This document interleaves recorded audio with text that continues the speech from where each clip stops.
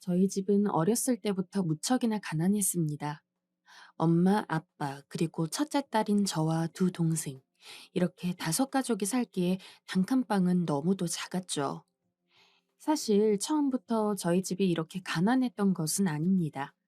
엄마는 전업주부고 아빠는 사업을 하셨는데 제가 초등학교에 들어갈 때까지만 해도 저희 집은 오히려 여느 집들 부럽지 않을 정도로 잘 살아서 저는 예쁜 옷은 물론이고 먹고 싶은 것도 마음껏 먹으면서 부잣집 딸내미로서의 삶을 살았어요. 하지만 그 행복은 오래가지 않았죠. 영영 부자로 살 수 있을 것 같던 저희 집은 아버지의 사업이 망함과 동시에 거의 길거리에 나앉을 지경까지 오게 됩니다. 저는 물론이고 아직 어렸던 동생들 방까지 다 따로 있을 정도로 큰 집에 살았었는데 빚 때문에 전부 다 팔고 저희는 낡고 허름한 단칸방에 살 수밖에 없었죠. 다섯 식구가 발뻗으면 끝나는 단칸방이었습니다. 한창 어렸을 때는 저도 철이 없었어서 그런 상황을 견디기 힘들었어요. 왜냐하면 불과 얼마 전까지만 해도 동네 아이들이 다 저를 부러워하고 제 주변을 맴돌면서 맛있는 것도 얻어먹으려 하고 다 저랑 친하게 지내려고 했는데 저희 집이 쫄딱 망한 뒤에는 아무도 제 주변에 오지 않았으니까요. 어린 마음에 부모님이 원망스러워서 학교 안 가겠다고 떼를 쓰며 울기도 했었습니다. 부모님은 저를 혼내면서도 내심 미안한 마음이 있으셨던 것 같아요. 혜진아, 엄마 아빠랑 같이 이사 갈까? 오래 살아왔던 동네였던지라 저희 집을 모르는 집은 거의 없었고, 이런 상황에서 저는 물론 부모님들 역시 예전처럼 이웃들을 보기에는 여러모로 겸연쩍으셨던 것 같아요. 이런 부모님의 제안에 저는 무조건 이사 가겠다고 고개를 끄덕였죠. 그렇게 저희는 정든 집을 떠나서 아버지의 고향으로 내려가게 됐습니다. 저희 집은 제가 태어나면서부터는 쭉 서울에서 살았기 때문에 저는 제 인생에서 시골에 살아본 것이 그때가 처음이었어요. 밖에 나가면 몇 걸음 채 걷지 않아도 온갖 편의시설이 있던 서울과는 달리 아빠의 고향은 가까운 가게를 가려면 30분은 걸어야 할 정도로 주변 상황이 열악했죠. 처음엔 무척이나 불편했지만 그래도 원래 살던 곳에서 계속 사는 것보단 훨씬 나았기 때문에 어떻게든 적응하려 했던 것 같아요. 게다가 전학간 학교에서는 제가 못 사는 편이었음에도 불구하고 다들 비슷한 형편대의 아이들만 있었던지라 오히려 서울에서 살다 온 제가 엄청 잘 살고 신기하다는 취급을 받더라고요. 내심 그게 기분이 좋았어서 대장 노릇을 하며 학교 생활을 하다 보니 불편함도 금방 잊었던 것 같습니다. 저희 부모님은 아빠 고향에 가자마자 작은 식당을 차렸어요.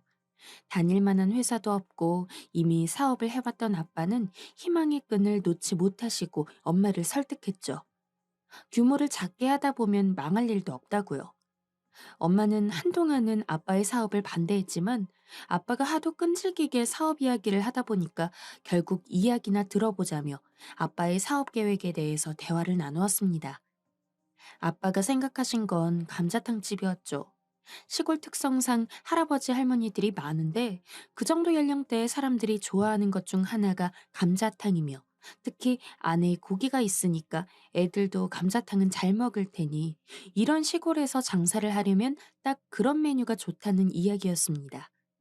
별다른 수가 없었던 엄마는 결국 이번에도 망하면 앞으로 사업은 절대 안 될 줄 알아요. 라며 아빠를 도와서 감자탕집을 여는 걸 도왔습니다. 덕분에 저희는 어릴 때 감자탕은 왕창 먹었네요. 그래서 어른이 된 지금 저는 되도록 감자탕은 안 먹습니다. 너무 질려서요.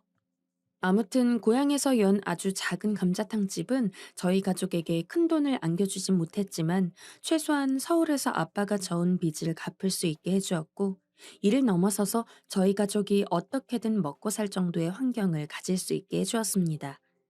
풍족하진 않았지만 잠시 단칸방에 살았던 시절과는 비교도 할 수 없을 정도로 편했어요. 낡았지만 거실과 방이 분리된 집에서 살 수 있었고, 거긴 화장실도 깨끗했으니까요. 그렇게 저는 성인이 될 때까지 아빠의 고향에서 살았습니다. 하지만 성인이 되니까 일자리도 구하고 싶고 이제 아무것도 없는 시골을 벗어나 다시 서울로 가고 싶더라고요. 그 이야기를 부모님께 하니 부모님은 그래, 이제 너도 어른이니까 하고 싶은 대로 살아야지. 큰 돈은 못 대줘도 작은 방 하나 잡을 돈은 줄 수 있으니까 월세는 네가 버는 돈으로 해결해라. 라며 저를 서울로 보내주셨습니다. 사실 방 잡을 돈도 저는 좀 죄송스러워서 됐다고 했지만 부모님은 적어도 몸 누일 곳 하나는 마련해줘야 마음 놓고 저를 서울로 보낼 수 있겠다고 하셔서 결국 감사한 마음으로 받고 저는 서울로 올 수 있었습니다. 오랜만에 한 서울 생활은 정말 최고였어요. 사실 어렸을 때 서울에 살았던 건 초등학교에 막 들어갔던 나이에서 끝났으니 잘 기억도 안 났는데 어른이 되니까 이것저것 할 수 있는 것도 많은 상황에서 서울에 오게 되니까 과거와는 완전히 다른 느낌이더라고요. 하지만 기쁨도 잠시 서울에서 먹고 사는 것은 무척이나 어려웠습니다. 집에 있을 때야 간혹 부모님의 감자탕집을 돕는 일 정도만 했지, 제 생활에 필요한 돈은 전부 부모님이 마련해 주셨는데, 서울에 오고 나니까 이제 모든 걸 제 힘으로 처리해야 한다는 부담감이 있었죠. 게다가 물가가 어쩜 그리 비싼지, 시골이랑 비교도 할 수 없을 정도였어요. 그렇기 때문에 저는 쉬는 시간 없이 꾸준하게 일을 해야 했습니다.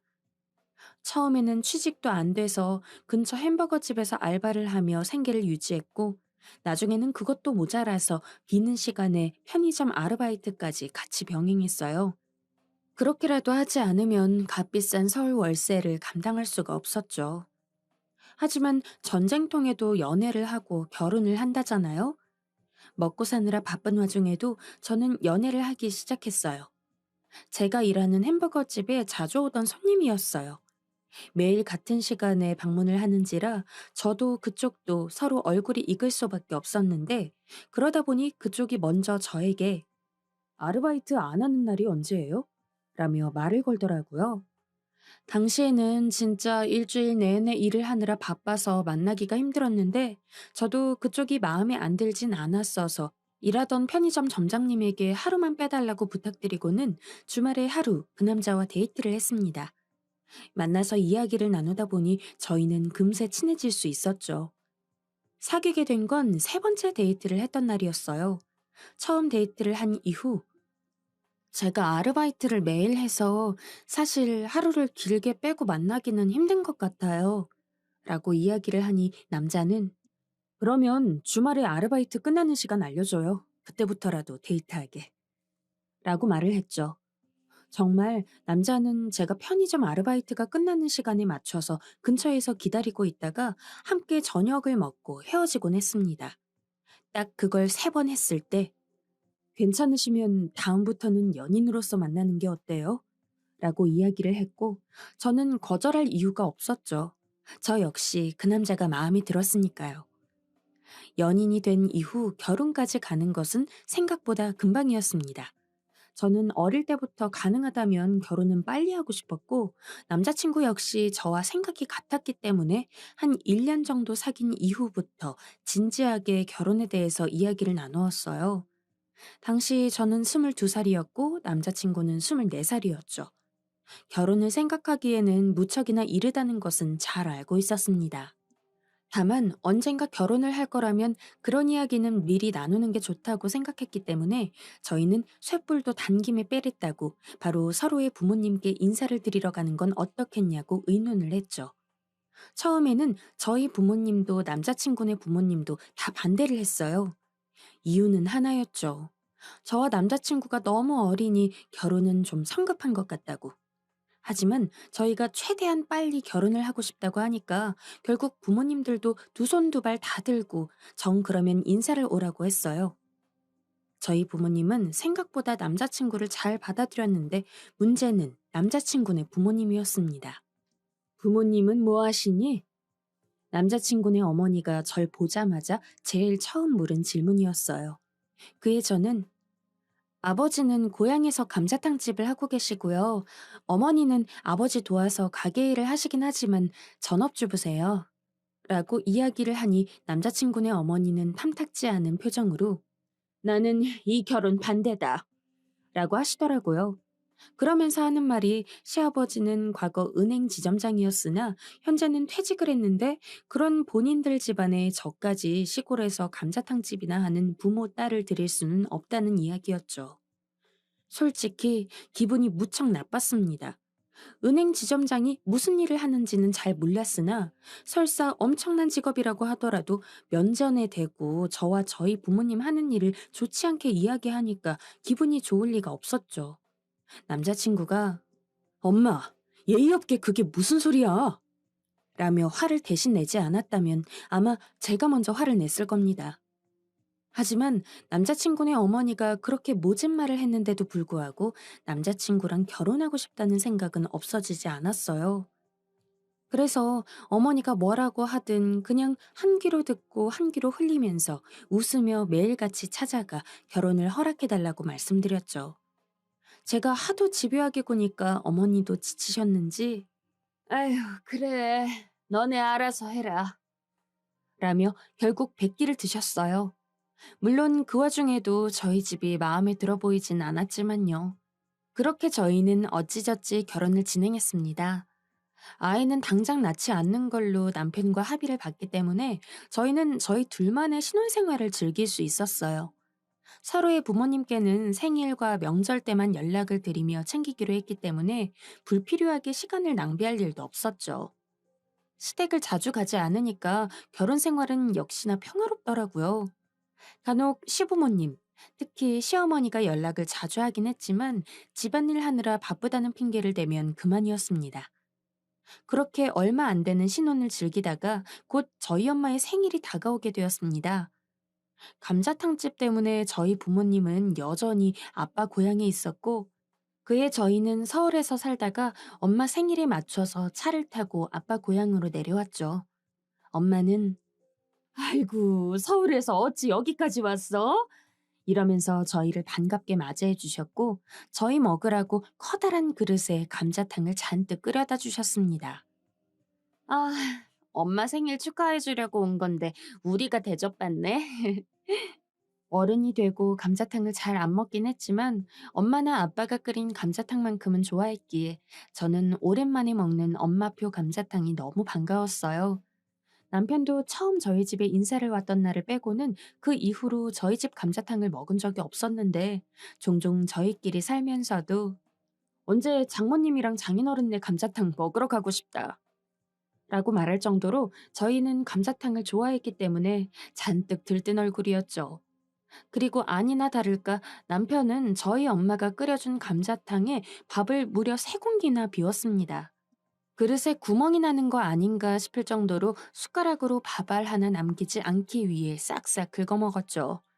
그 많던 감자탕이 남편 숟가락질에 전부 동이 났습니다. 우와, 장모님. 진짜 너무 맛있어요. 진짜 거짓말 안 하고 정말 맛있어요. 제가 먹어본 감자탕 중에 단연 최고예요, 장모님. 일반적으로 이런 식으로 칭찬을 하면 그냥 빈말이구나 생각할 수 있겠지만 저희 남편 앞에 놓인 빈 밥그릇들을 보면 절대 빈말로 받아들일 수가 없었죠. 남편은 평소 입이 짧은 편이라 제가 뭘 차려줘도 맛있게는 먹을지언정 많이는 먹지 않는 편이었기 때문에 저도 남편이 이렇게 잘 먹는 모습을 본 건 낯설 지경이었죠. 처음 인사드리러 왔을 때도 장모님이 끓여준 감자탕 너무 맛있었는데 그때는 긴장해서 말씀을 못 드렸어요. 남편이 하도 칭찬을 하니까 엄마는 우리 사위가 기분 좋은 말도 잘하네. 라며 엄청 좋아하셨습니다.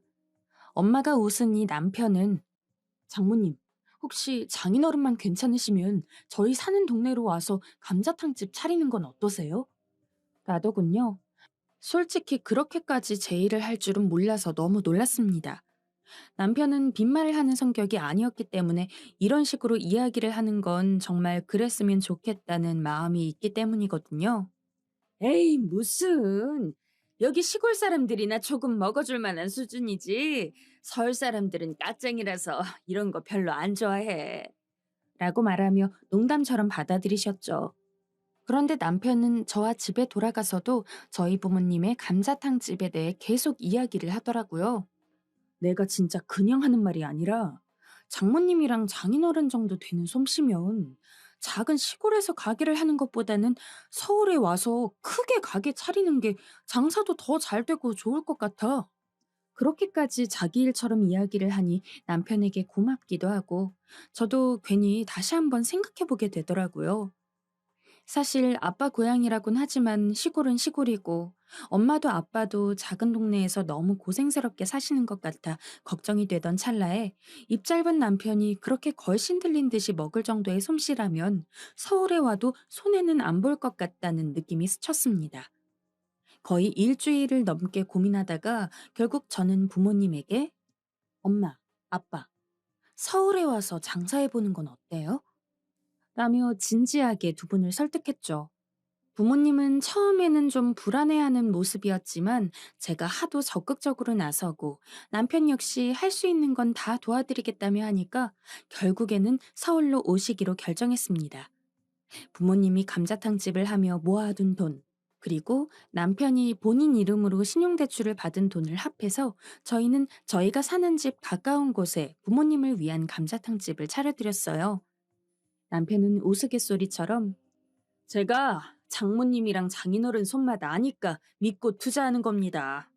라며 너스레를 떨었고 정말 남편의 성견지명이 맞았는지 처음에는 엄마와 아빠 두 분이서 하던 감자탕 집이 얼마 지나지 않아 직원 10명을 둬도 손이 바쁠 정도로 잘 나가게 되었습니다. 부모님은 남편이 대출받아준 돈을 이자까지 톡톡히 쳐서 갚고 우리가 사위 하나 잘 둬서 이렇게 말년에 복이 많네. 라며 저보다도 남편을 더 아끼기 시작했어요. 그때마다 저는 내심 질투나는 척을 했지만 부모님이 서울에 오기까지는 남편의 공이 큰 걸 알았기 때문에 저도 더 남편에게 잘하려고 노력했죠. 처음에 부모님이 서울에 가게를 차린다고 할 때 시어머니는 요즘 같은 불경기에 가게 차린다고 잘 되겠어? 괜히 돈만 날리는 꼴이지. 라며 반대를 하셨지만 막상 저희 부모님 가게가 대박이 나니 놀라셨나 보더라고요. 그러면서도 축하한다고 찾아와 주시기도 해서 저는 시어머니가 저희 집을 무시했던 건 잊기로 했습니다. 이제는 더 이상 시어머니도 저희 집을 무시할 수 없었을 테니까요.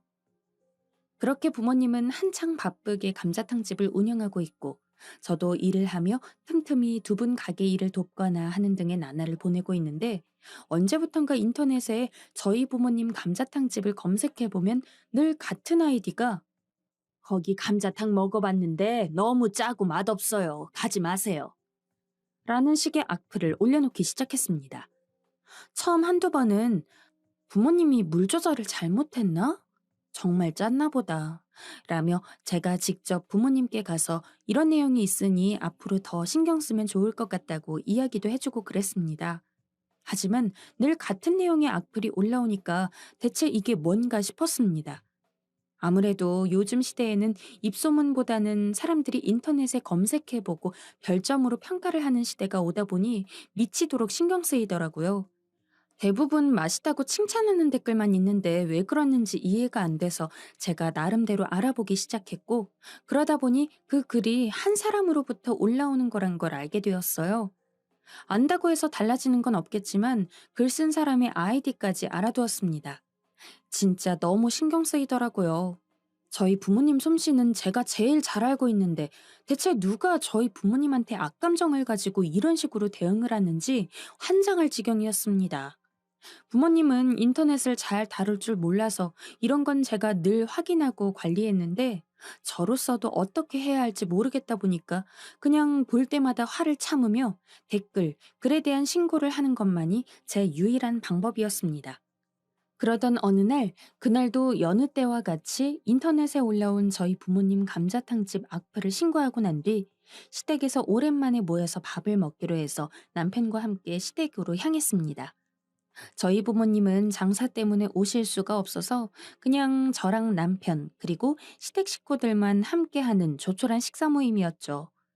저는 시어머니를 도와서 저녁상을 차리는 것을 도왔습니다. 그리고 함께 모여서 밥을 먹는데 저에게 전화가 오더라고요. 받아보니까 친구였습니다. 설문조사를 할 게 있는데 참여자가 너무 적어서 혹시 시간 되면 도와줄 수 있냐는 이야기였죠. 설문조사는 아이디가 필요했는데 저는 이미 예전에 참여해 준 적이 있어서 저는 남편 아이디로 들어가서 해줄게. 라며 전화를 끊었습니다. 그러고는 시어머니에게 어머니, 혹시 잠깐 컴퓨터 좀 사용해도 될까요? 라고 물었죠. 시댁에는 컴퓨터가 한 대 있었는데 시아빠는 컴퓨터를 전혀 다루지 못하는 분이었고 시어머니는 그 나이 때답지 않게 나름대로 컴퓨터를 사용할 줄 아는 분이셨기에 컴퓨터를 사용하려면 우선 주인인 시어머니 허락을 받아야 했습니다. 어머니 허락이 떨어지고 저는 아무 생각 없이 시어머니의 컴퓨터를 켜 인터넷에 접속했죠. 그런데 마침 자동 로그인이 되어 있는 아이디가 있었어요. 시어머니 아이디였죠. 어차피 개인정보가 침해되는 설문조사도 아니었기에 저는 그냥 이걸로 바로 설문조사 해야겠다. 라며 친구가 준 링크를 타고 들어가서 설문조사를 했습니다. 다 하고 창을 닫으려는 순간 저는 시어머니의 아이디에 문득 눈길이 갔어요. 그런데 분명 처음 보는 것이어야 할 시어머니 아이디가 너무도 낯이 익었습니다.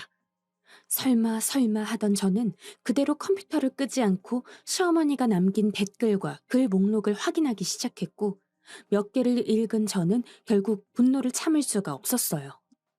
바로 저희 부모님 감자탕집에 대해서 지속적으로 나쁜 이야기를 남긴 게 시어머니였기 때문이죠. 저희 시어머니요. 부모님이 저희 집 근처 동네에서 감자탕집 한다는 이야기 할 때는 망할 거라면서 찾아가지도 않다가 성공하고 나서야 작은 화분 하나 들고 오신 게 다였습니다. 평소에 극진히 저희 부모님한테 잘 대해줬다고 해도 어이가 없을 판에 대체 무슨 억하심정이 있어서 저희 부모님 감자탕집에 그런 악플을 남겼는지 도저히 이해할 수가 없었죠. 저는 시어머니 컴퓨터를 끄고 거실로 나가서 대뜸 소리를 질렀습니다. 어머니, 어떻게 그러실 수가 있어요? 저희 부모님이 잘 되는 게 그렇게 배가 아프셨나요? 시어머니는 아니 얘가 갑자기 왜 이러는 거야?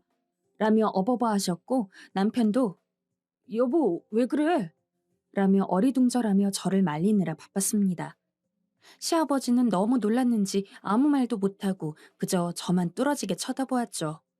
그에 저는 미리 핸드폰으로 찍어둔 시어머니의 댓글 사진을 남편에게 보여주면서 이거 보여? 내가 전에 누가 자꾸 우리 부모님 감자탕집에 악플 남겨서 속상하다고 이야기했었지. 그런데 그 댓글이 자기네 어머니 아이디 기록에서 보이더라?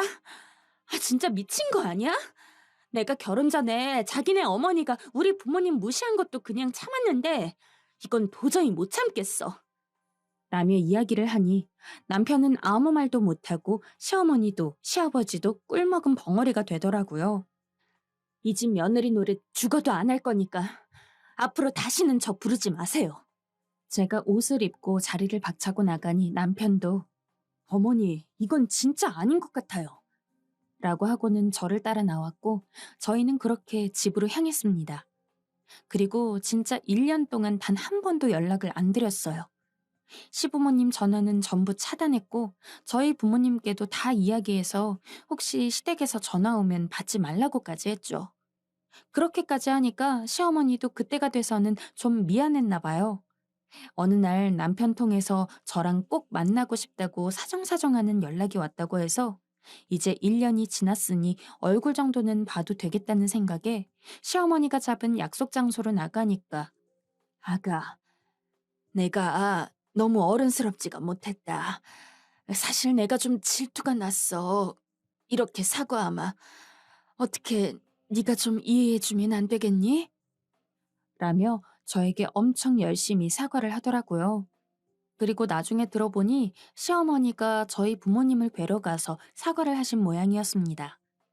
그래서 지금은 다시 예전처럼 명절 때도 찾아가고 잘 지내고 있어요. 그래도 시어머니가 진심으로 반성하셔서 다행입니다. 앞으로도 지금처럼 별탈 없이 지낼 수 있다면 너무 행복할 것 같습니다.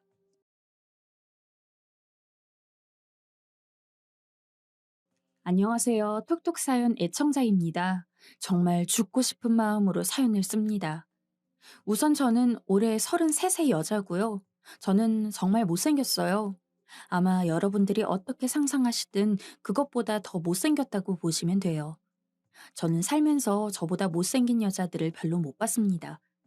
물론 안면이 심각하게 비대칭이거나 머리가 비정상적으로 크다거나 하는 그런 경우 말고는요. 이런 말을 하면 안 되는 건 알지만 제 외모를 소개해 드리려고 하니 달리 표현할 말도 없네요. 지금은 그나마 살을 좀 뺐지만 어렸을 적에는 제법 뚱뚱하기까지 했어요. 길에서 흔히 보는 정도로 못생긴 여자를 상상하시면 안 돼요. 그건 그냥 이쁘지 않은 정도고요. 진짜 못생긴 여자 볼 일도 많이 없으실 거예요. 거의 숨어 지내다시피 하고 남들 안 다니는 길로 다니고 늘 그늘로만 다닙니다. 농담이 아니라 정말로요. 저희 집은 꽤 형편이 좋아요. 어머니는 한전을 다니시고 아버지는 사업을 하세요. 지금까지 살면서 돈이 부족하다고 느꼈던 적은 없습니다. 사실 제가 못생긴 건 아빠 외모를 쏙 빼닮아서 그래요. 아빠는 남자치고도 꽤 우락부락한 외모인데 제가 그걸 쏙 빼닮았으니 말이에요. 피부가 거친 것도 똑같아요. 그나마 초등학교 저학년 때까지만 해도 자꾸 귀엽단 소리도 제법 들었는데 자라면서 키는 그대로고 피부는 거칠어지고 뚱뚱해졌어요. 어머니는 그냥 평범한 여자처럼 생기셨어요. 어머니 밥만 닮았어도 정말 더 바랄 게 없었지만 어머니 외모가 자식에게 물려지지는 않았습니다. 전 외동딸이니까요. 제가 정말 못생겼다고 느낀 건 초등학교 고학년이 되면서부터예요. 그때부터 자신감을 좀 많이 잃었죠. 키는 별로 안 자라고 이상하게 남자처럼 변하기 시작했어요. 그래도 나름 있는 집안에서 자라다 보니 남한테 지는 건 못 견뎠어요. 그러다 보니 성격도 좀 안 좋게 변하기 시작했죠. 여중에 입학하면서 남자들이 없으니까 좀 마음 편하게 살 수 있겠다 싶었는데 웬걸요? 외모는 여자들이 더 따지더라고요. 뭔가 또래에서 점점 소외되는 게 짜증났어요. 그래도 집에 오면 제가 세상에서 제일 귀한 딸이었으니까요. 그래서 학교에서 좀 노는 애들과 억지로 어울리려고 했습니다. 그런데 차라리 키 크고 힘이라도 셌다면 모를까 작고 못생기고 고집센 저를 받아주는 무리는 없었어요. 언젠가 한번 애들에게 크게 욕먹고 그 무리에서도 쫓겨났죠. 그때부터 왕따 피해의식이 생겼습니다.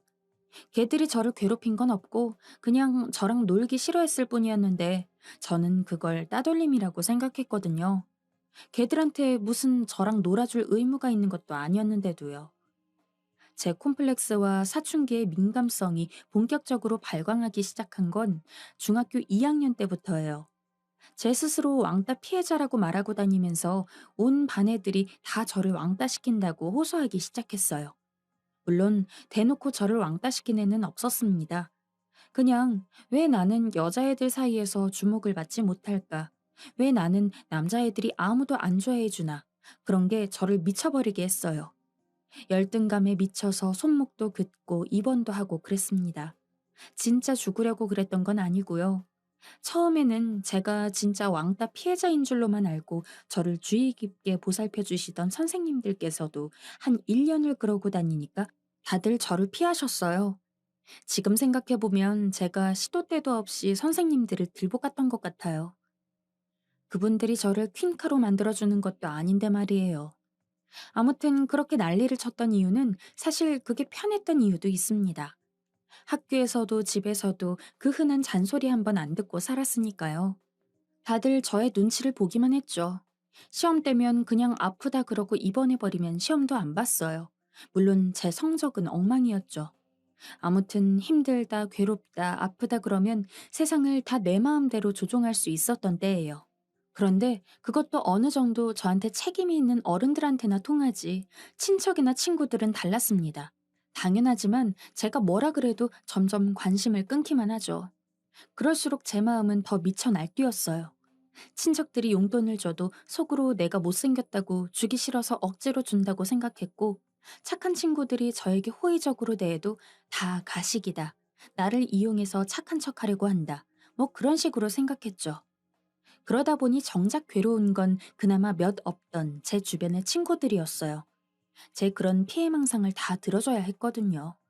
그 정도만 해도 그나마 나았을 텐데 제가 식탐이 아주 많았거든요. 그때 식탐이 어느 정도였냐 하면 요즘 무슨 먹방하는 그런 사람들. 제가 보기에도 그 사람들이 많이 먹기는 하는데 저도 마음 먹으면 그 사람들 먹는 양의 4분의 1 정도는 먹을 수 있었어요. 그래서 살도 많이 쪘고요. 종종 저한테 바른 말을 하는 어른들도 있었습니다. 과외 선생님이나 학원 선생님 같은 분들이요. 거짓말 잘하고 매일 남 욕하고 염치도 없고 그랬으니까 그런 걸 지적하기도 했죠. 어떤 과외 선생님이 이런 말을 한 적이 있어요. 태도를 좀 바꿔야 돼. 사람이 자꾸 어디 가서 사랑받을 생각을 해야지. 네 또래 이성이 너를 보면 어떻게 생각하겠냐? 그런데 제 귀에는 그 말이 제 외모를 탓하는 말로만 들렸습니다. 그래서 그날도 과외를 잘라버렸죠. 저한테 참 잘해주는 셈이긴 했는데 그때 저는 제 기분을 거스르는 건 아무것도 용서를 안 했어요. 어차피 시험 기간이면 그냥 병원에 입원할 거니까 공부는 아무래도 좋았고요. 그런데 그런 제 기세가 좀 수그러든 건 고등학교 때부터였어요. 고등학교는 다른 지역으로 갔습니다. 이미 제가 저질러 놓은 게 다 소문이 나서 같은 지역의 고등학교를 가는 건 좀 힘들었어요. 성적도 엉망이었고요. 그래서 아예 다른 지역 고등학교를 가서 모든 걸 새 출발하자고 생각했죠. 그런데 막상 고등학교에 와보니 제가 뭘 할 수 있는 게 없었습니다. 고등학생만 돼도 취급이 중학생이랑은 아예 달라서 누가 저를 세심히 봐주는 선생님도 없고 저를 아는 애들도 한 명도 없었기 때문에 아무도 저에게 신경 쓰지 않았어요. 저는 여전히 뚱뚱하고 못생기고 성격도 소심한 여자애였는데 이를테면 아무도 저를 모르는 사회에 혼자 던져진 거죠. 그때부터 좀 정신이 들었습니다. 그래서 고등학교 3년은 있는 듯 없는 듯 조용히 보냈어요. 여전히 남을 의식하고 패배의식을 가졌지만 겉으로 티를 내진 않았죠. 물론 그런 마음으로 살다 보니 성적도 거의 바닥이었어요. 아무튼 그때부터 좀 정신을 차리기 시작했죠. 가능하면 눈에 띄지 않고 조용하게 있으려고 노력했고요. 대학에 들어가기 전에 성형수술을 하려고 좀 알아봤는데 작고 통짜 몸에 얼굴만 수술티 잔뜩 나면 그게 더 이상하겠더라고요. 그래서 외모적인 부분은 어느 정도 포기를 했습니다. 그런 노력 덕분에 대학에 들어가서는 그냥저냥 지냈어요. 그래도 열등감은 어떻게 할 수가 없어서 여자애들 무리에서는 그냥 시녀생활 비슷하게 기죽어 지냈어요. 물론 남자 만나는 장소에 끼어본 적도 없고요. 과 남자애들은 저를 그냥 머슴 취급했는데 그런 것도 그냥 웃어넘길 정도는 됐습니다. 가끔 제가 생각해도 좀 비굴하다 싶을 때도 있고 여자애들이 나서서 저를 함부로 대하는 남자애들을 핀잔주기도 했지만 거기서 제가 한번 터져버렸다가는 또다시 옛날 성격으로 돌아갈 것 같아서 참았어요. 사회생활에서는 그랬지만 인터넷을 통해서는 남자를 몇 번 만난 적이 있어요. 이상하게도 저 정도에게도 늘 수요가 있더라고요. 물론 다 별 볼 일 없는 남자들이었고 그마저도 얼마 안 가. 차이긴 했지만요. 또 인터넷에는 저와 비슷한 처지의 여자들도 많았어요. 그래서 예전처럼 외롭고 고립되고 그러진 않았습니다. 그렇게 이래저래 사회에 적응해 가고 있었어요. 의외로 성인이 되고부터는 대놓고 외모나 그런 부분에 있어서 신경 쓸 일이 많이 없었습니다. 부모님도 예전만큼 저에게 많은 관심을 쏟지 않았어요. 지치기도 했겠지만 이제 알아서 하라는 거죠. 한동안은 좋은 친구와 같이 다니기도 했어요. 집안끼리 친한 사이였는데 저랑은 다르게 날씬하고 예뻐서 어딜 가도 주목받는 친구였어요. 제가 하도 친구가 없으니 엄마가 같이 다니면서 좋은 영향 좀 받으라고 몇 번 가족 모임 비슷하게 자리를 만들어줘서 친하게 됐습니다. 성격도 좋아서 저한테도 잘 대해주었고요. 저뿐 아니라 사람에 대한 편견 같은 게 없는 친구였어요. 한 번은 그 친구에게 제 마음을 솔직하게 털어놓고 외모 때문에 힘들다는 이야기를 한 적이 있어요. 그랬더니 그 친구가 조심스럽게 하는 말이, 글쎄. 나는 너를 그렇게 생각하지 않아서 내가 다는 모르겠는데, 간단하게 생각하면 너나 나나 부모님 덕분에 큰 어려움 없이 살았잖아. 만일 우리가 정말 형편이 어려운 집에서 나고 자랐으면 그냥 먹고 사는 게 제일 큰 고민일 것 같아. 하는 게 아니겠어요? 참 맞는 말이기도 했지만 그때 저는 깨달았어요. 사람이 각자 고민하는 지점이 다 다르구나 하고요. 예쁜 애 입에서 그런 말이 나오는 게 짜증나기도 했지만 저는 더 이상 외모 타령이나 하고 있을 여유는 없는 졸업반이었으니까요. 그제서야 깨달은 게 사람이 외모를 떠나서 자존감이 높아야 한다는 걸 알았죠. 저는 외모가 문제가 아니라 자존감도 낮고 그러다 보니 공부는 물론이거니와 뭐를 배우고 도전해 본 것이 하나도 없었습니다. 마땅히 취직할 곳도 없었죠. 그래서 아버지 회사에 나가 사무일을 보기 시작했어요. 제가 아버지 딸인 건 비밀로 하고요. 그래도 직장 생활에 큰 불편함은 없었습니다. 실수해서 지적받으면 그냥 저도 똑같이 노려봤어요. 제가 굳이 아버지 회사에서까지 누구에게 숙이고 들어갈 필요가 없잖아요. 그랬더니 어느 순간부터 다들 저를 무서워했습니다. 뭐 피한 걸 수도 있는데 아무튼 중학교 이후 처음으로 세상이 내 마음대로 굴러간다는 느낌에 기분이 좋았어요. 그러던 어느 날 정말 운명처럼 다가온 남자를 만났어요. 거래처 사람이었는데 잘생겼고 키도 큰 데다가 매너도 좋았죠. 그런 남자가 주말에 시간 있냐고 물어봤을 때는 정말 꿈만 같았습니다. 저도 모르게 큰 소리로 웃어버렸죠. 제 인생에서 잘생긴 남자라면 중학교 때부터 그때까지 좋아했던 연예인 뿐이었거든요. 그 남자를 만나며 한동안 정말 자신감이 크게 올랐어요. 이 남자와 살면 행복하겠다. 어떻게든 이 사람과 결혼해야겠다. 그 생각만 하고 있었는데 그 남자가 4개월 만에 프로포즈를 했습니다. 5월에 신부가 되게 해주고 싶다면서요. 저는 두말할 것도 없이 승낙을 했죠. 우리 부모님께서는 결혼 이야기를 듣자마자 기절할 듯이 좋아하셨어요. 그런데 그 남자를 만나본 이후로 부모님 둘 다 뭔가 석연치 않아 하셨습니다. 특히 아빠는 대놓고 반대를 했죠.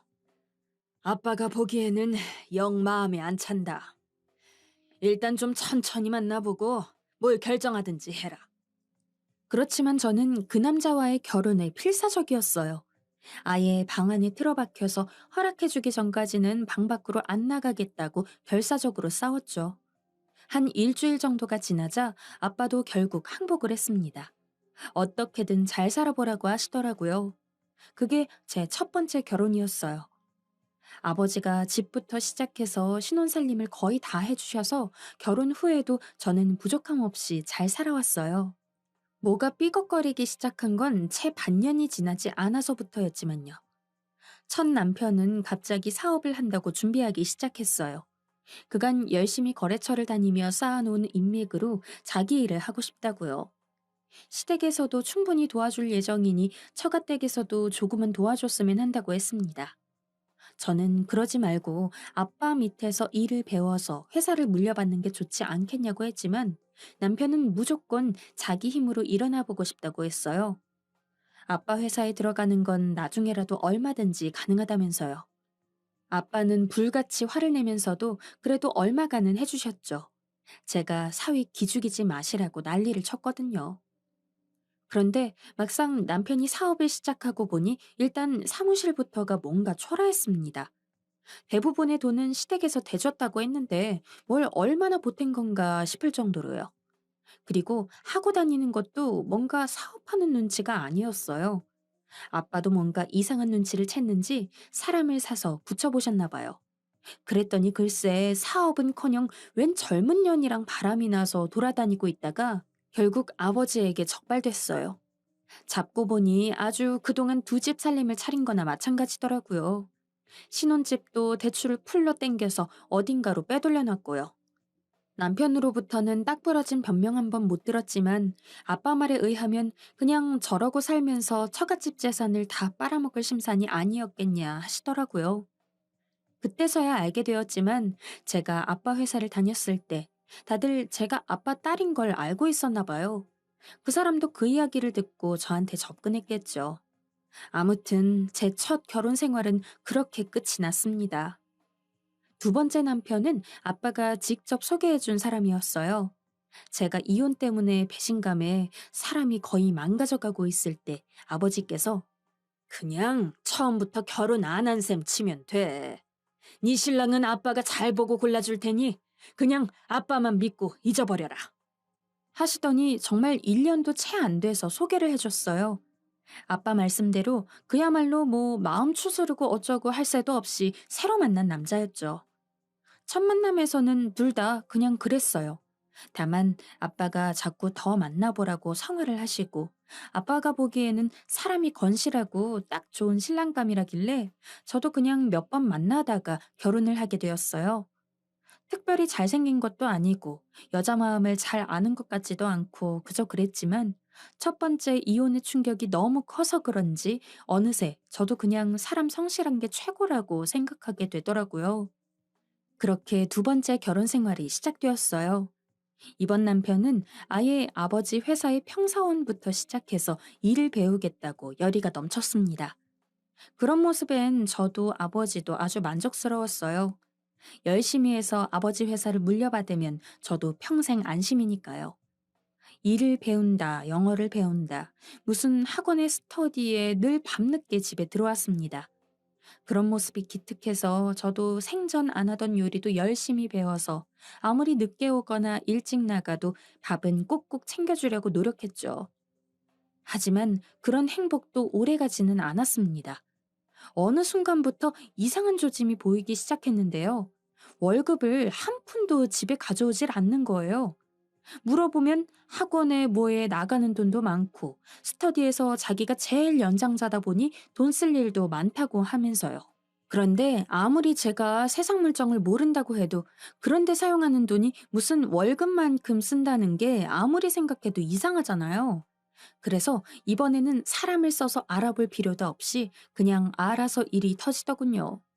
성실하고 수더분한 줄만 알았던 두 번째 남편은 알고 보니 심각한 도박쟁이였습니다. 어느 날 딱 봐도 험하게 생긴 사람이 집을 찾아오더라고요. 그간 월급을 다 까먹은 것은 물론 제 통장에 있는 돈까지 알뜰하게 다 찾아서 도박에 갖다 바쳤더라고요. 하도 기가 막혀서 어버버 하고 있는데 이혼할 새도 없이 하루가 멀다 하고 빚 받으러 찾아오는 통에 결국 도박 빚까지 다 갚아주고 내쫓듯이 이혼했어요. 일이 그쯤 되니까 뭐 누굴 원망하고 어쩌고 할 것도 없이 다 제 팔자라는 생각이 들더라고요. 집에 돈만 많고 여자다운 매력이라곤 눈 씻고 찾아봐도 없으니 저런 것들만 꼬이는구나 생각하니 그냥 다 받아들이게 됐습니다. 이번에는 부모님께 징징거릴 것도 없이 그냥 아빠에게 찾아가서 엄포를 놨어요. 아빠, 나 이제 남자고 뭐고 다 필요 없고 결혼 다시는 안 할 거니까 아빠도 나 신경 쓰지 마, 이제. 그냥 이대로 살다가 늙어 죽을래. 그 말에 아빠도 더는 아무 말이 없었어요. 다 받아들이고 나니 세상 사는 재미도 없고 중학교 때는 내 마음대로 안 될 때 시위하고 그랬는데 그때는 진짜 안 아픈 방법만 있으면 확 죽어버리고 싶었어요. 부모님도 저를 보고 그런 눈치를 챘는지 그냥 다 제 마음대로 하도록 두셨어요. 엄마는 잠시도 제 곁을 안 떨어져 있었습니다. 제가 진짜 죽어버릴까 봐서요. 그 이후로 한동안은 정말 죽든지 살든지 하는 마음이었어요. 살 거라면 인생을 사는 게 어떤 의미인가 그런 고민도 많이 하게 되었고요. 사람도 많이 만나보고 싶어서 독서 모임을 시작하기도 했습니다. 나가보니 사람들도 조용하고 모임에 맞게 책만 성실하게 읽고 제 생각을 말하면 다들 친절했어요. 이마저도 싫어지면 그때는 절간이나 수녀원이라는 생각으로 열심히 다녔죠. 두 번째 이혼. 그것도 다 얼척없이 이혼을 하고 나니 다시는 남자를 믿지 않겠다고 다짐했죠. 하지만 그래도 여자가 영영 남자 신경 안 쓰고 어찌 사나요? 아무리 의식을 안 하려고 해도 그 모임에도 관심 가는 남자가 생겼어요. 사실 일부러 남자 신경을 안 쓸 수 있는 모임을 고르고 고르다 보니 선택한 게 독서 모임이었는데 어느 날 아주 멋진 사람이 신입으로 들어왔어요. 그 남자는 우선 얼굴이 너무 잘생겨서 신경을 안 쓸래야 안 쓸 수가 없는 남자였죠. 그 남자가 처음 모임에 들어오는 순간 저뿐 아니라 대부분의 여자 멤버들이 다 그 남자를 보고 눈빛이 흔들렸어요. 거기다 매너도 좋고 친절해서 많은 사람들이 그 남자를 좋아했죠. 그 사람은 저한테도 아주 잘 대해줬어요. 먼저 말도 걸어주고 가끔 커피 같은 것도 주고요. 의식적으로 좀 거리를 두려고 했는데 그 사람은 그런 것도 크게 개의치 않았고요. 그냥 사람 자체가 되게 순수해 보였어요. 마침 가는 방향이 비슷하다고 모임이 끝나고 차를 태워주기도 했고요. 집 가는 길에 딱히 할 말도 없고 해서 가만히 있으면 그 남자가 먼저 저에 대해 이것저것 물어봤어요. 책 이야기도 하고 그러다 보니 어느새 모임 별개로 만나서 자주 커피도 마시는 사이가 됐죠. 절더러 사람이 참 맑고 좋아 보인대나. 참 살다 보니 그런 이야기도 다 듣게 되고요. 저는 당연히 싫지 않았어요. 저는 되도록 제 과거 이야기는 안 했습니다. 뭐 지난 이야기라고 추억 삼아 할 만큼 좋았던 이야기도 없고 일부러 속이려 그랬던 건 아닌데 두 번이나 이혼한 이혼녀라는 이야기는 절대 할 수가 없었죠. 어쨌거나 내가 뭘 나서서 만든 것도 아니고 저절로 굴러들어온 행복을 굳이 차버릴 필요가 없다고 생각했으니까요. 그렇게 종종 만나서 이야기하는 것도 즐거웠는데 어느샌가부터는 만나는 횟수도 늘고 서로가 고백한 적도 없지만 연인 사이 비슷하게 되어버렸습니다. 그 사람은 그냥 저랑 이야기하고 있는 게 좋다고 했어요. 그러면서 서로의 결혼관에 대해서도 이야기를 나누게 되었고요. 그쯤 되니 저도 야, 이거 이번엔 설마 하는 생각도 들기 시작했죠. 사실 20대 때는 인터넷으로 남자를 만나면서 못생긴 여자도 어느 정도 남자들에게 통한다는 걸 알고 있었어요. 다만 그런 남자들이 대부분 생활이 우울하거나 상태가 안 좋은 남자라는 것도 알고 있었고요. 그런데 이 남자랑 워낙에 살갑게 지내다 보니 이번에는 정말 제대로 잘 걸렸구나 싶었습니다. 심지어 제 이혼 경력까지 솔직하게 말했는데 그런 건 다 괜찮다고 앞으로가 중요하다고 저를 토닥여주는데 그 말에 저도 희망이 생기기 시작했어요. 두 번이나 이혼을 했고 그리고 또다시 좋은 사람을 만났어요. 그런데 이번에는 뭐 호적에 덧칠할 것도 없이 일이 싱겁게 끝나버렸습니다. 충격적인 광경을 목격했거든요. 우연히 아빠 회사를 지나가다가 카페에 그 남자가 앉아 있는 걸 봤어요. 아빠와 함께요. 저는 그 남자를 아버지께 소개시켜 준 적이 없거든요. 그날 저녁 집으로 쳐들어갔죠. 아빠에게 그 남자 어떻게 아냐고 소리를 쳤더니 아, 글쎄다. 뭐 누구를 알긴 뭘 알아. 회사에 면접 온다고 해서 만났는데. 너는 그 사람을 어떻게 아니? 아빠, 지금 저랑 장난해요? 면접을 카페에서 본다고요? 저 미치는 꼴 보고 싶지 않으시면 빨리 사실대로 말해요. 한참을 식은땀을 흘리시던 아빠는 끝내 입을 굳게 다물었어요. 더 물어볼 것도 없이 그 남자에게 전화해서 당장 나오라고 하고는 만나서 사실을 추궁했죠. 그 남자는 결국 모든 사실을 저에게 털어놓았어요. 이번 남자는 머리에 든 것도 많고 자상하고 무척이나 가난한 남자였어요. 제가 결혼 이야기는 꺼내지도 말라고 난리를 쳤더니 아버지는 그런 방식으로 사위를 구하셔서 저에게 접근시킨 거였어요. 결혼해서 한눈 팔지 않고 잘 살기만 하면 사위 앞으로 건물을 한 채 주기로 했다더군요. 그 이야기를 하는데 여태 그렇게 매너 좋고 멋지던 남자가 얼마나 찌질하게 굴던지 다 굴러들어온 건물이 날아간 게 아쉬운 그런 태도로 저를 대하더군요. 더 볼 것도 없이 파토를 냈습니다. 그 후로 매일 우울증 약을 타먹으며 하루하루를 보내고 있답니다. 그런 일이 있은 지 한 달이 지났는데요. 며칠 사이에 드는 생각이 왜 내가 여태까지 동화 속 왕자님 같은 그런 결혼을 꿈꿨나 하는 생각도 슬며시 드네요. 그냥 있는 그대로 여자로서 사랑받지 못할 거라면 그냥 아무 남자라도 쥐어잡고 사는 것도 괜찮다는 생각도 드네요. 그 남자한테 그냥 다시 연락해 볼까요? 얼굴을 여러 군데 고쳐보아도 못생긴 건 달라지는 것도 없고, 참 제가 자존감이 낮은 건지 하루하루가 정말 괴롭습니다.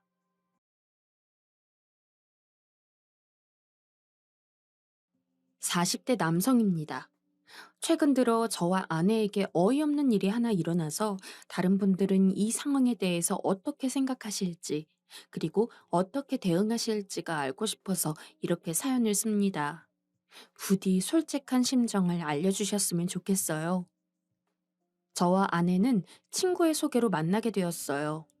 저와 아내는 동갑이었고 취미가 잘 맞아서 소개를 받은 당일부터 마치 오래 알고 지낸 친구처럼 편한 사이로 지낼 수가 있었죠.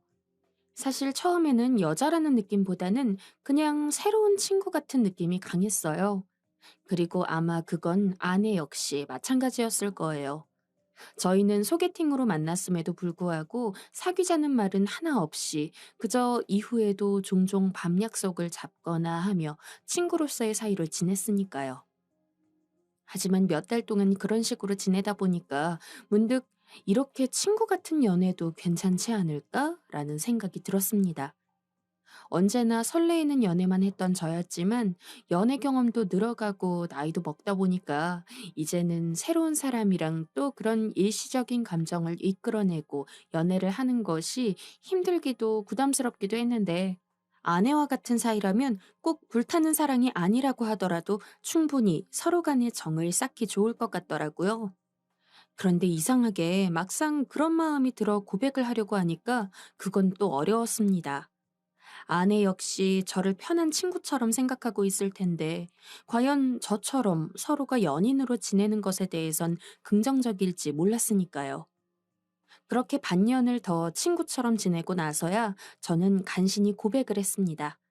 아내는 무척이나 재미있고 좋은 사람이었기 때문에 이대로 가다가는 정말 영원히 친구로서만 지낼 수 있을 것 같다는 불안감이 들어서였어요.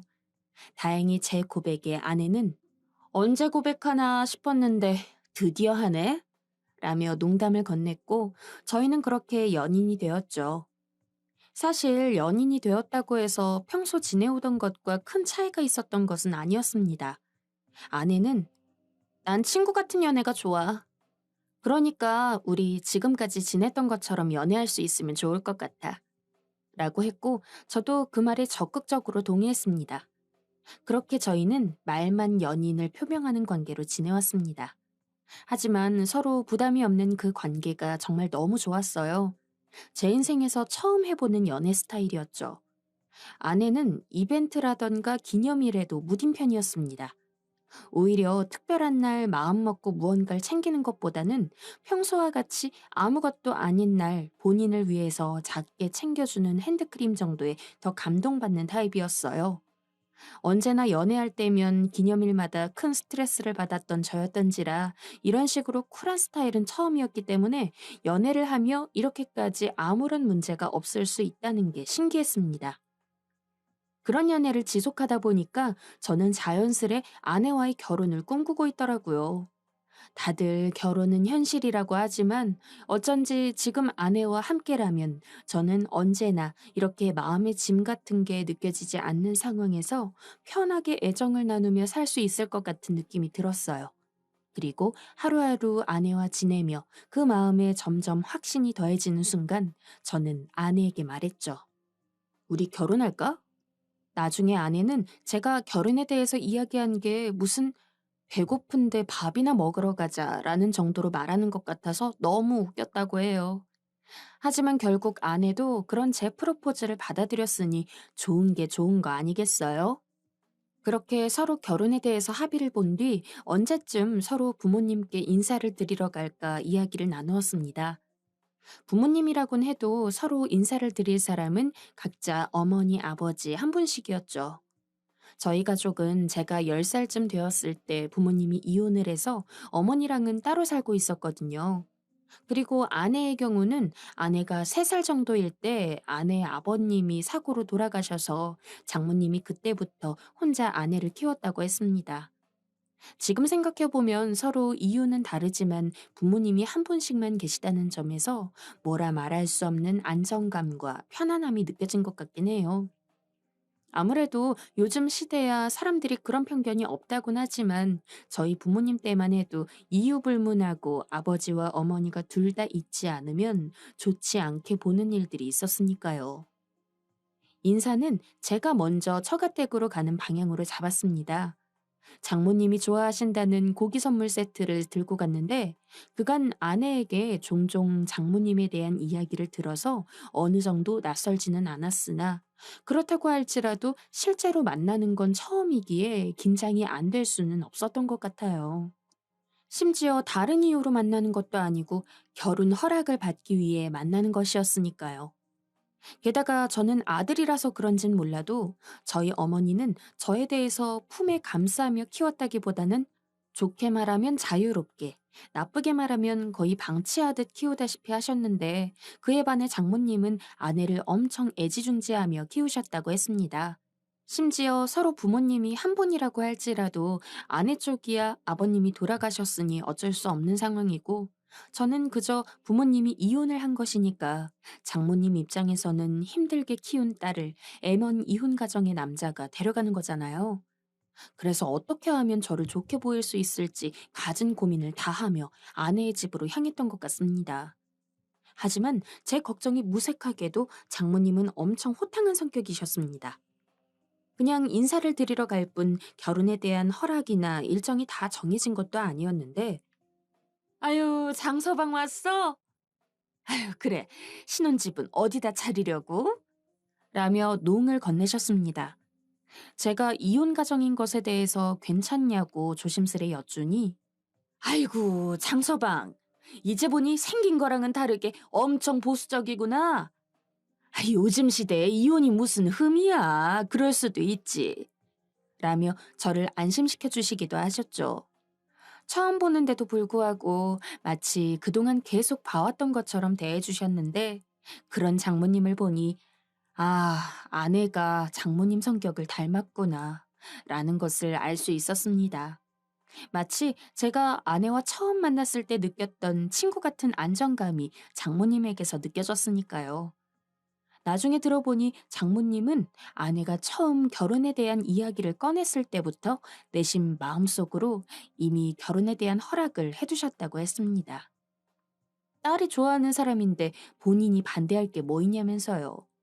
그래서 저를 한 번도 본 적이 없었음에도 불구하고 이미 자기 마음속에서는 사위였다면서 저한테도 너무 긴장하지 말고 편하게 있어요. 라고 해주셨죠.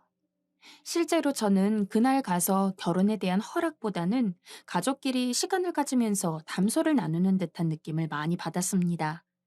그 과정에서 장모님이 이야기해 주시는 과거 이야기가 참 인상적이었어요.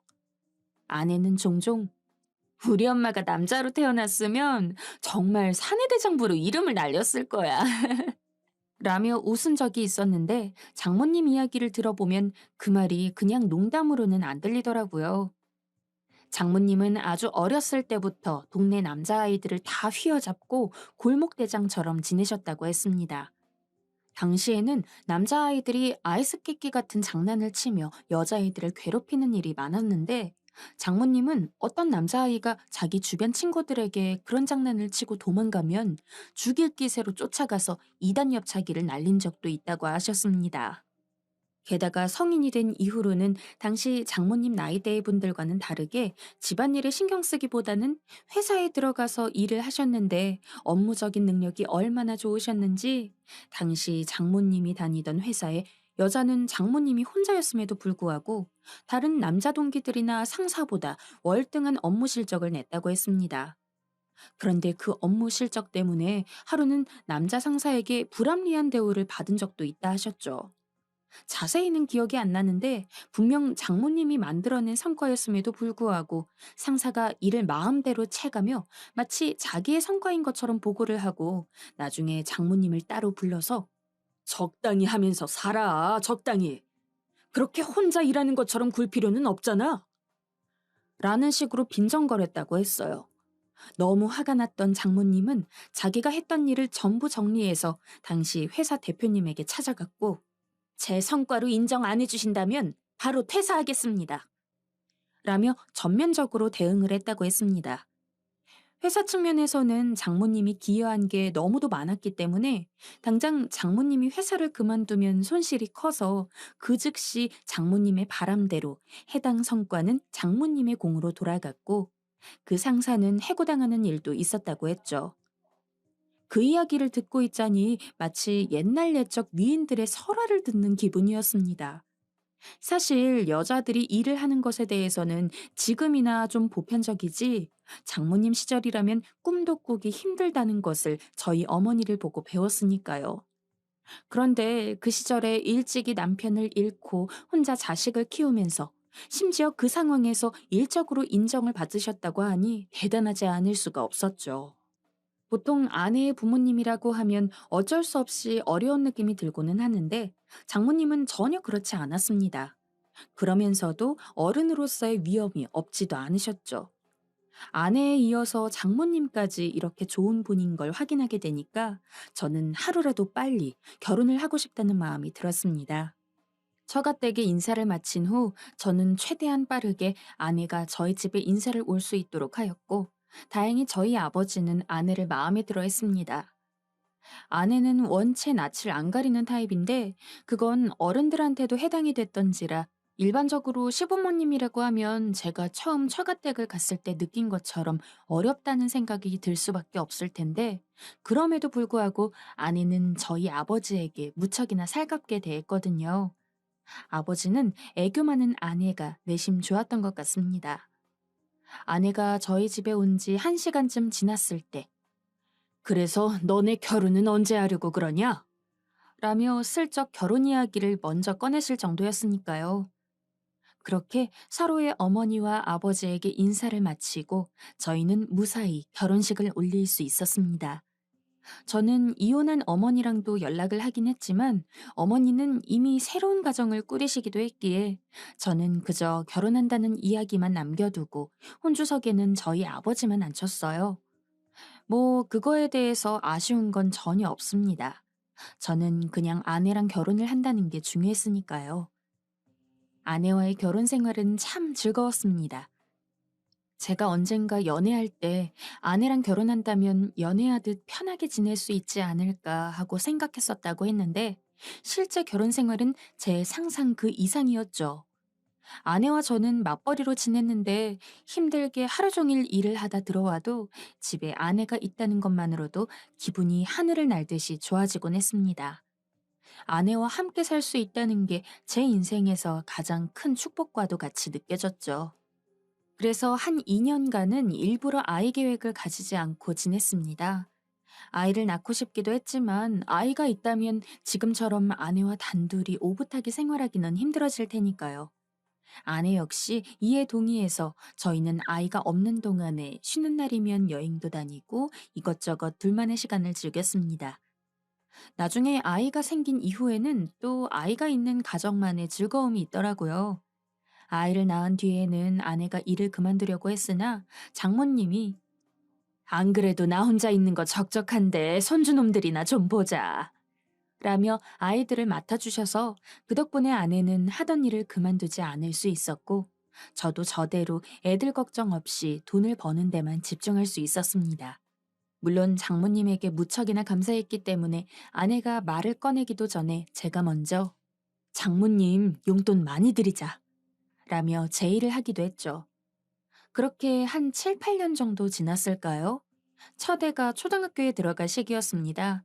저희는 그때까지도 이전과 같이 일을 하며 살았죠. 하지만 아내가 우리 애 초등학교 들어갈 때부터는 내가 같이 있고 싶어 라고 이야기를 했기 때문에 그 시기부터는 아내가 일을 그만두고 아이들을 돌보기로 했습니다.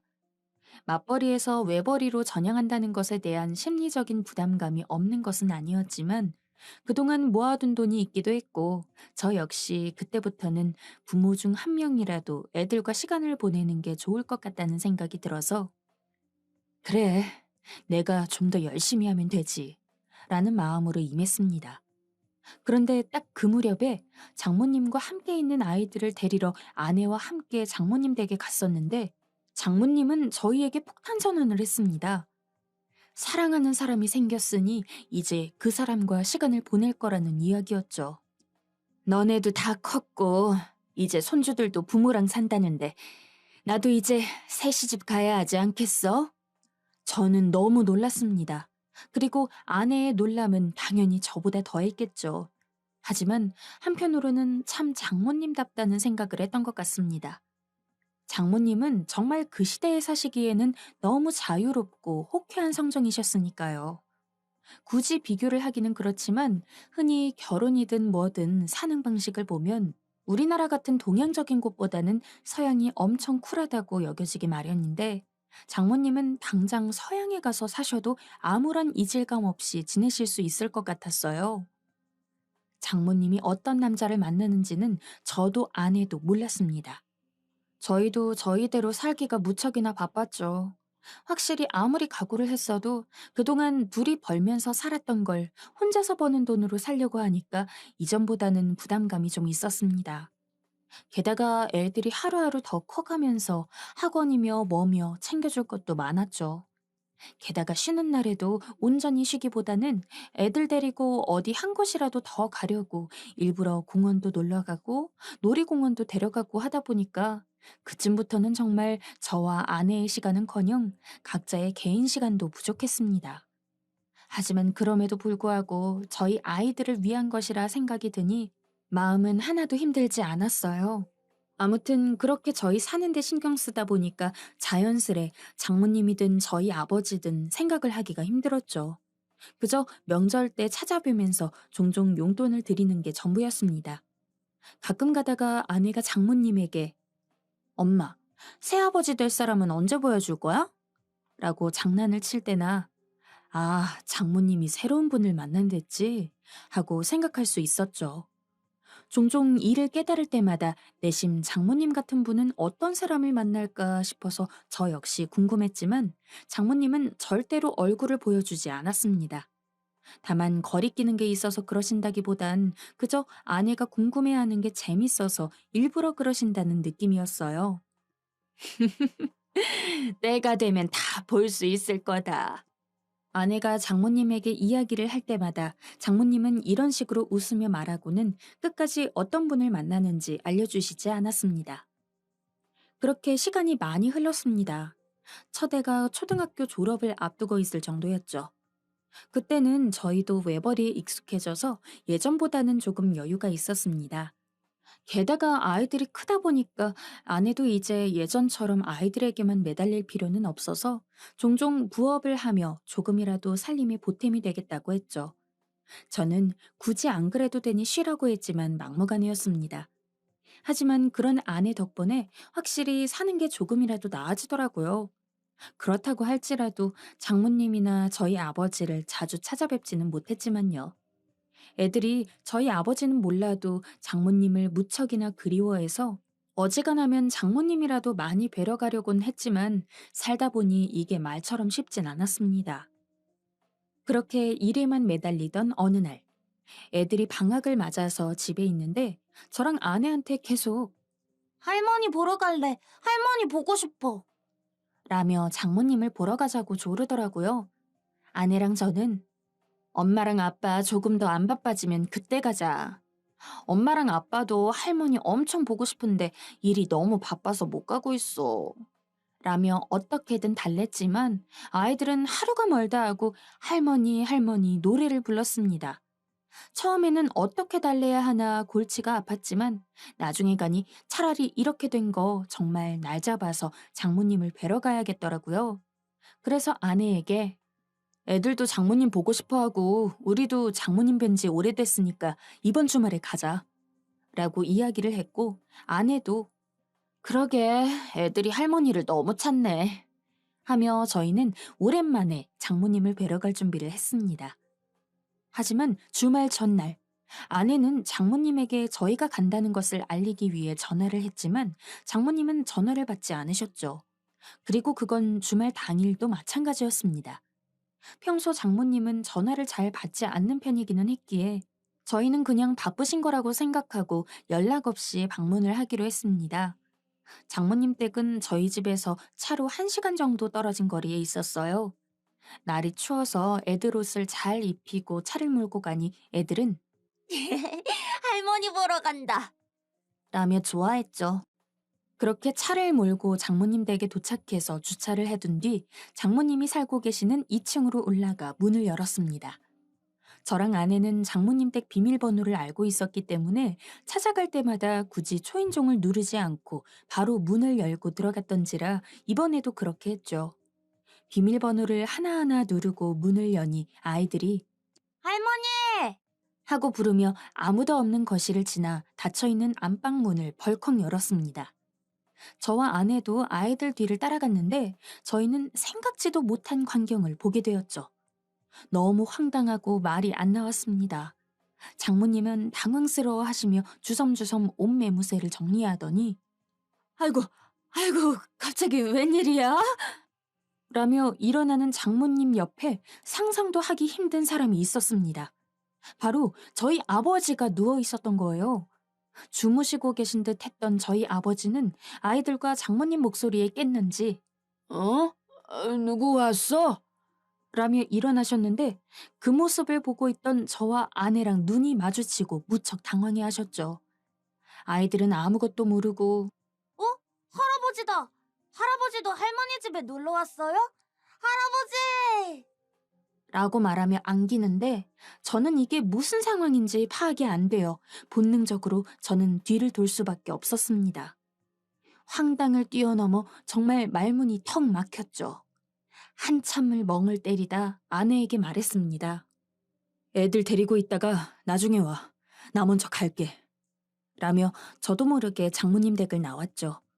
바깥에 나와서 찬바람을 쐬다 보니 모든 상황이 명확해지더라고요. 장모님이 예전부터 만나왔다던 남자가 저희 아버지였다는 것을요. 하지만 믿기지가 않았습니다.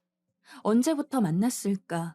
왜 하필 우리 아버지일까? 어떻게 만났을까? 하는 생각에 집에 먼저 와서도 쉴 수가 없었습니다. 그리고 당일 저녁, 아내가 저에게 전화를 해서는 아버님이랑 우리 엄마가 할 이야기가 있대. 당신도 꼭 오라더라. 라고 전해서 저는 마음을 추스르고 다시 장모님 댁으로 갔습니다. 가는 내내 질문과 대답을 수없이 연습을 하면서 갔죠. 무슨 말을 할 건지 뻔히 보였으니까요. 도착하니 아이들은 자고 있었고 아내와 아버지, 장모님이 거실 상을 중심으로 앉아 계시더라고요. 저도 한 자리를 차지하고 조심스레 앉으니 장모님은 너네 결혼하고 눈 맞았어. 라며 아무렇지 않게 그 이야기를 꺼냈습니다. 대충 어림짐작 해봐도 10년이 넘는 세월이었죠. 그때쯤 되니 오만 가지 생각이 다 들었습니다. 아무리 마음에 들어도 그렇지 어떻게 사위 될 사람 부모랑 만날 생각을 하셨는지 차라리 만난다고 하더라도 미리 이야기나 해주시지 등등. 제가 아무런 말도 못하고 있는데 장모님은 아무렇지도 않다는 듯 내가 먼저 만나자고 했다. 어차피 장서방네나 나나 서로 혼자인데 뭐 어때? 라고 말씀을 하시는데 제가 거기서 뭐라고 해야 할지 알 수가 없더라고요. 평소 장모님 성격답게 화끈하고 솔직하게 말씀하시더라고요. 내가 말은 새아빠 될 사람이라고 했지만 진짜 식이라도 올리거나 서류로라도 결혼할 생각은 없으니까 걱정 마. 그냥 늙은 사람들끼리 소꿉장난한다고 생각하고 이해해줘. 아내는 늘 장모님 말씀에 어떠한 반박도 안 하는 편이었지만 그때만큼은 처음으로 장모님이 이해가 안 가는지 저처럼 할 말을 잃은 눈으로 가만히 장모님을 바라보기만 했습니다. 아버지는 이미 장모님과 대화가 끝났다는 듯이 고개만 끄덕이시더라고요. 지금은 그때 이후로 3개월이 지났어요. 그전까지는 그래도 저희에게 들키지 않으려고 두 분은 몰래 만나왔던 듯한데 이제는 저희에게 들킨 김에 자유롭게 만나자고 이야기가 된 모양인지 저희가 장모님 댁에 가거나 아버지 집에 갔을 때 두 분이 함께 있는 일을 종종 목격하고는 했습니다. 솔직히 아직도 이해는 잘 안 가요. 하지만 어떻게 해야 할지 몰라서 그냥 가만히 있는 중입니다. 저랑 아내가 어떻게 대꾸해야 하는 걸까요? 두 분을 지금 있는 그대로 인정을 해드려야 하는 걸까요? 부디 조언 좀 부탁합니다.